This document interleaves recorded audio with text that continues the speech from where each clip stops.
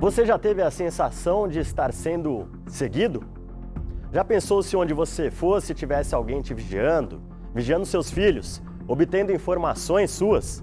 Isso pode parecer assustador, mas pode acontecer com qualquer um que expõe os dados na internet. Você já teve seus dados pessoais invadidos, por acaso? Várias vezes. Essa semana, um monte de vezes. Minha irmã teve esse problema. Foi bem complicado. Casos a gente ouve o tempo todo, né? Até hoje não, ainda bem, né? Seus dados estão seguros?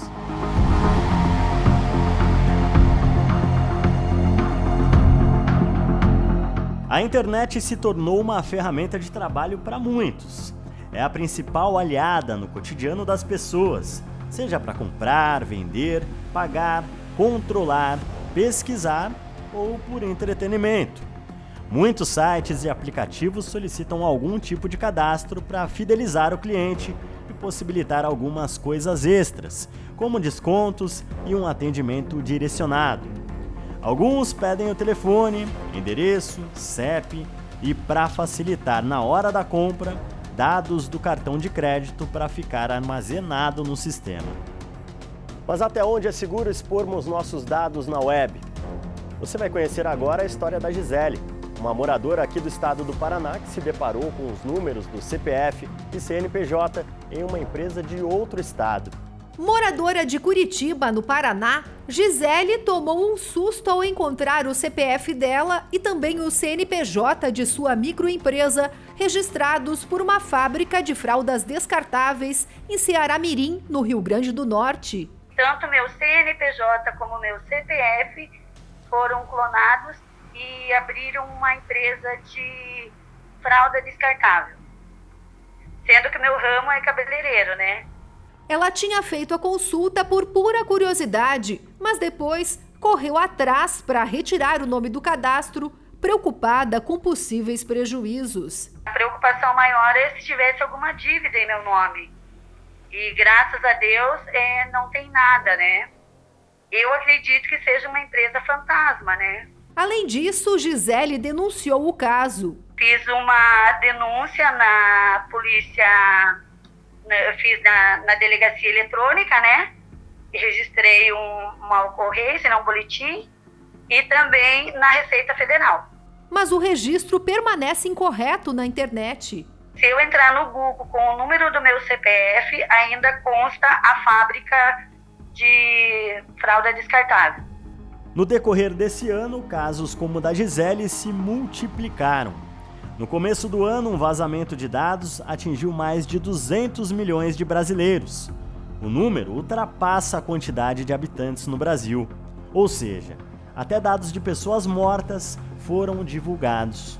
A Polícia Federal abriu um inquérito para investigar o maior vazamento de dados da história do país. O caso é considerado como o maior vazamento de dados da história. Os grandes vazamentos de dados expuseram informações pessoais de milhões de brasileiros e reacenderam debates sobre a segurança no ambiente digital. Com a divulgação dos dados, abre-se uma janela para criminosos explorarem essas informações e obterem um perfil completo do indivíduo. Nem mesmo quem em tese está altamente protegido escapou dos vazamentos. E o ministro da Justiça e Segurança Pública, André Luiz Mendonça, mandou a Polícia Federal abrir inquérito para investigar o vazamento de informações pessoais do presidente Jair Bolsonaro, dos filhos dele, de 2 ministros, de um deputado e de um empresário. Segundo o ministro da Justiça, o inquérito deve apurar crimes previstos no Código Penal, na Lei de Segurança Nacional e na Lei de Organizações Criminosas. Além disso, é preciso ter cuidado na hora de passar informações e certificar-se para quem você está passando. Caso contrário, você pode estar colocando em risco suas informações. Eu sou gerente de contratos, eu estou entrando em contato com o senhor, para fazer uma oferta muito interessante para o senhor. Tá? Gerente hoje o senhor tem um... Gerente de contrato? Hoje o senhor tem um... Isso. Hoje o senhor tem um contrato conosco de consignado no valor de R$ 727,78. Para provar que trabalhava na instituição bancária, ele dá a ficha do seu José. O seu CPF é o 5... Certo? A sua data de nascimento é dia 13 do... certo? O nome da sua mãe é Lúcia, certo? O seu logrador é José Feliciano, número o bairro é Vila Mascote, apartamento o CEP da rua do senhor é 04, certo? Só que o homem da ligação não estava falando com o seu José, e sim com um jornalista da Rede Mundial que suspeitou de fraude. Então, você me deu os dados todos do tal de José, e meu nome nem é José. Viu só como é que vocês são despreparados? Seu nome não é José? Pois é, vocês são despreparados. Você me deu toda a ficha do cara, o endereço do cara, o CPF do cara, e meu nome nem é José. Vocês têm que tomar cuidado com isso, gente. Ainda bem que a conversa está sendo toda gravada. Eu sou um jornalista. O incidente com o seu José reacende o alerta para que as empresas tenham um maior zelo com as informações dos clientes e evitem divulgá-las assim sem confirmação do titular dos dados. Os dados pessoais, né, o meu telefone, o meu endereço, eu realmente não sei dizer como é que essas empresas têm acesso, se existe alguma legislação aí da área econômica, bancária, que permita que as instituições troquem as informações entre si, né? Eu acho até possível que exista, o que eu acho assim que não acho estranho, né? Porque assim, eu passo meus dados para uma instituição bancária, de repente qualquer outra pode acessar. Se for uma instituição realmente comprovadamente, né, reconhecida, tudo bem, né? Mas a questão é que a gente tem recebido ligações de pessoas que parecem assim uma empresa de fundo de quintal, né? Porque às vezes ela fala assim, eu sou correspondente do banco X, depois eu sou do Y, seja lá. Parece que assim, trabalha para todos os bancos. Em outra ligação em busca do mesmo nome, o tal José, a suposta atendente do banco passou o número do CNPJ para nossa equipe de reportagem. Qual é o nome da empresa prestadora de serviço para o banco tal que está me ligando? Posso passar o CNPJ? Por favor. Ok, então eu posso falar? Pode. Ok. 01 543 543 321 barra 001 traço 04. Traço 04. Após a ligação, apuramos o número do CNPJ fornecido pela suposta atendente. Porém, o número não correspondia no sistema da Receita Federal. Os dados básicos do CNPJ, eles são acessíveis a qualquer cidadão, né? E eu entrei aqui no site da Receita e pesquisei esse CNPJ e ele não existe. No entanto, tem um CNPJ que tem um número final diferente e esse existe. Então pode ser que ela tenha se enganado mesmo na hora de falar o CNPJ. A questão é que esse CNPJ que existe, o final lá que vocês me passaram era final 4, mas eu coloquei 3 e tinha um lá, no dígito verificador. Só que era de um buffet, que inclusive está fechado, né? Baixada a empresa. Então, mais um indício ele que possivelmente seja um golpe. Se isso acontecer, a vítima pode entrar com um processo pelo vazamento de dados, com base na lei da limitação do compartilhamento de informações. Se eu não preciso coletar, se a empresa não precisa coletar esse dado para aquela finalidade específica, a Lei Geral de Proteção de Dados vai dizer que ela não pode coletar. E aí, se ela coleta, por só a própria coleta já está infringindo a lei. O cidadão que por algum motivo se sentir lesado pode entrar com uma ação judicial.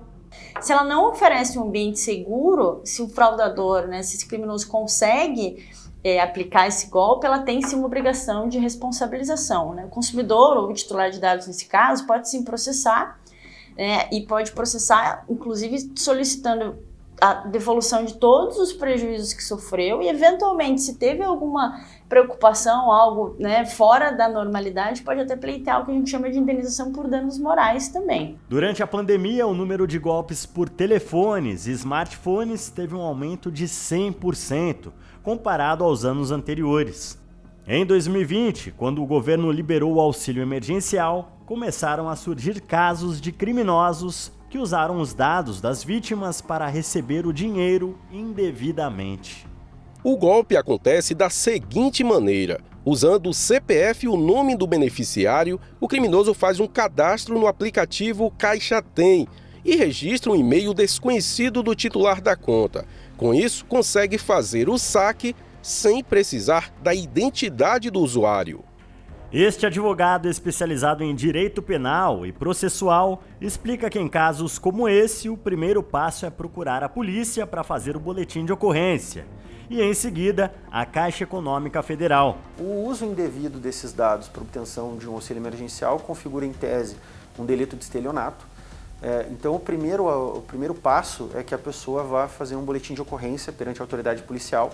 Como envolve a Caixa Econômica Federal, nos casos de auxílio emergencial, que é uma empresa pública federal, o ideal é que esse boletim de ocorrência seja confeccionado perante a Polícia Federal. Nada impede que se vá na Polícia Civil, mas talvez na Polícia Federal seja o mais adequado. Em segundo lugar, entrar em contato direto com a Caixa Econômica Federal e deixar isso documentado. Então, entrar pelos canais oficiais, contato de e-mail e presencialmente comparecer a alguma das agências, conversar com as pessoas responsáveis pelo setor de auxílio emergencial para comunicar essa situação de uso indevido de dados. Quem for vítima desse golpe, além do prejuízo financeiro, é possível também ter problemas fiscais. A gente já tem aí histórico de pessoas, por exemplo, que fizeram pedidos verídicos, né, de auxílio emergencial, mas não tinham direito. Então o fisco tem esse controle e existe a possibilidade, né, de o fisco postular depois o ressarcimento ou o pagamento de tributo quando não havia esse direito ao auxílio. Então as demandas, as ações, né, do fisco, elas podem gerar aí algum dever de devolução desses valores, por exemplo. Então é importante que a vítima que teve o nome usado de forma indevida também procure a Receita Federal para comunicar o ocorrido. Com certeza, né? Procurar também a Receita Federal pode ser interessante para fazer essa comunicação, até porque vamos imaginar a seguinte hipótese, né? Essa pessoa que teve o uso dos dados indevidos, ela tem um trabalho, ela tem uma renda, a Receita Federal vai identificar que houve um acréscimo de renda pelo recebimento do auxílio emergencial e vai cobrar um tributo em cima disso, um imposto em cima disso. O advogado também comentou sobre as ligações indevidas, como vimos no decorrer da reportagem. É possível, por exemplo, que alguém entre em contato no seu telefone com os seus dados e, por exemplo, lhe ofereça, né? O estelionatário lá sabe, por exemplo, que você tem um financiamento de um veículo, entra em contato para que você faça uma redução das parcelas, por exemplo, e daí cobra alguma taxa em cima disso, né? Então, a recomendação que a gente sempre dá é o seguinte: se alguém entrar em contato diretamente no seu celular, mesmo que essa pessoa tenha dados fidedignos a respeito do seu histórico financeiro, do seu histórico pessoal, e lhe ofereça algum serviço que vai envolver o pagamento de alguma taxa ou o fornecimento de algum outro dado complementar, alguma senha, qualquer coisa nesse sentido, se você tiver interesse nesse serviço, vá você diretamente buscar esse serviço, né? Então, se você quer reduzir uma parcela do seu financiamento, vá você direto numa financeira, numa instituição bancária e pesquise, né? Nunca aceite imediatamente essas ofertas, né? Porque elas podem ser legítimas, né? Infelizmente vai haver, né, pessoas sérias no mercado que acabam sendo punidas em decorrência dessa quantidade de fraudes que acontecem pelo telefone com o uso de dados pessoais. É lamentável que isso aconteça, sabe? Com tanta gente que precisa realmente e não chega até ele, sabe? Isso é triste. O senhor poderia me confirmar o seu CPF e identidade? E você? Confia que seus dados estão totalmente protegidos?